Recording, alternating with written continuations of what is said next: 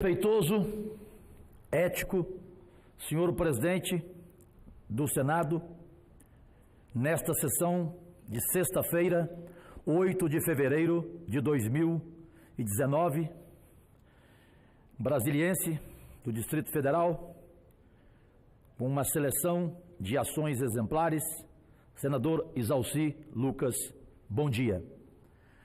Senhoras e senhores goianos, meus únicos patrões e brasileiros da mesma forma.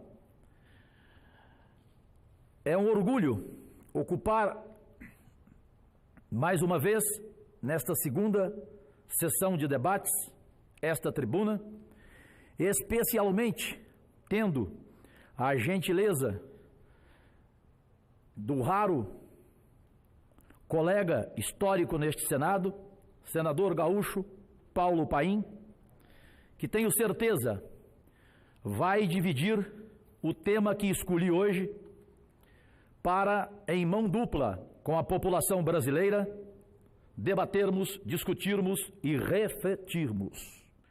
Senador Paulo Paim, bom dia, pois Vossa Excelência é o único senador que se encontra aqui no plenário. No caso, nós três, o senhor, eu e sempre pontual, o presidente Exaussi Lucas.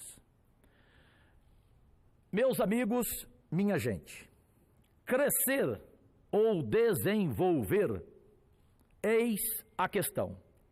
Atualmente no Brasil, fala-se muito em crescimento econômico, mas muito pouco se fala de desenvolvimento econômico, muito pouco.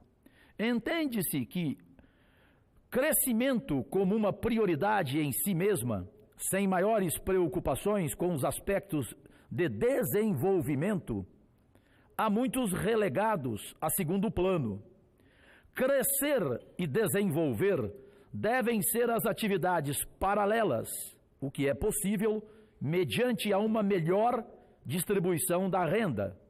O incremento do mercado interno, a independência da exploração dos commodities, a priorização dos setores de indústria e serviços baseados na inteligência tecnológica e a priorização socialmente adequada dos investimentos e das políticas públicas do Brasil. Qual é, senador Paim, a diferença entre crescimento econômico e desenvolvimento econômico, presidente Exaussi? Segundo a Organização das Nações Unidas, ONU, um país com alto crescimento econômico nem sempre é um país bem desenvolvido, pois o primeiro não garante o segundo. Isto porque, senhoras e senhores, o desenvolvimento e crescimento econômicos não são sinônimos. Para que possamos estabelecer a diferença entre eles, faz-se necessário conceituá-los. Crescimento econômico, aumento da capacidade produtiva, bens e serviços, me refiro, da economia de uma determinada região. Seu índice de crescimento anual é medido por um meio do Produto Interno Bruto, o PIB. Este é calculado a partir da soma de todos os produtos e serviços finais em um certo período de tempo, assim como pelo aumento da força de trabalho, pelo grau de inovações tecnológicas e pela contabilidade da receita pública, taxas, impostos, contribuições e outras fontes de recursos, poupada e investida. Penso eu, senador Paim, muito mais preparado do que mim neste tema. Desenvolvimento econômico, presidente Exaussi. Para a população brasileira entender, eu estou me referindo aos dois, porque somente os dois estão aqui no plenário nessa sessão de sexta-feira. Chegou mais algum senador colega que eu tanto respeito? Quem chegou que eu não enxergo? Hã? O senador Confuso. Bom dia, senador. Seja bem-vindo. Para esse tema, inclusive, não sei se o senhor vai querer falar. Desenvolvimento econômico associado ao crescimento econômico, porém com o acréscimo da melhoria da qualidade de vida da população, combinando aumento da produção de bens e serviços com a distribuição de renda, Este desenvolvimento é medido por meio do IDH, o Índice de Desenvolvimento Humano, e levam em consideração indicadores de educação, saúde, renda e pobreza, tais como mortalidade infantil, nível de industrialização, grau de dependência externa, esperança de vida média, potencial científico e tecnológico, grau de escolaridade e alfabetização, assim como condições sanitárias.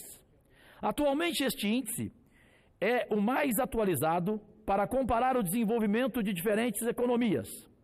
Alguns países, senadores, do norte da Europa, como a Noruega e a Suíça, possuem o IDH próximos a 0,95, enquanto que muitos países africanos possuem IDH inferior a 0,6. O desenvolvimento de cada país depende de suas características próprias, entre elas, situação geográfica, extensão territorial, passado histórico, cultura, população e riquezas naturais. Ao analisar aqui, em tribuna, os gráficos do IDH com as maiores economias, percebe-se claramente que o Brasil ocupa a 8ª economia do mundo, com um PIB de 3.216 trilhões de dólares em 2017, como já observava muito bem aqui ontem o senador gaúcho Paulo Paim. E ocupa, então, a posição de número 79 no IDH mundial. O Brasil cresce, mas não se desenvolve, brasileiros e brasileiras que assistem à competente TV Senado.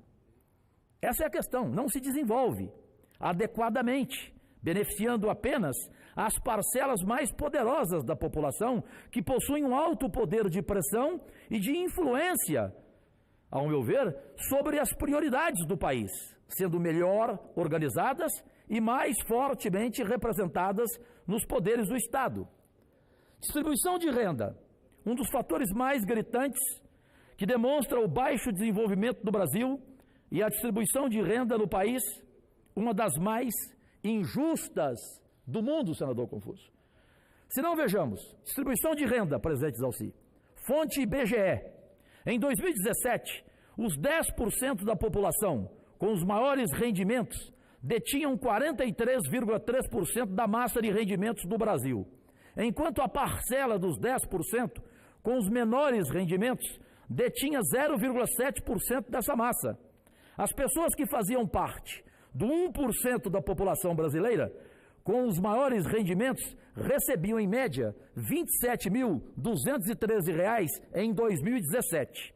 Esse valor, minha gente, é 36,1 para ser mais preciso, vezes maior que o rendimento médio dos 50% da população, com os menores rendimentos, R$ 754.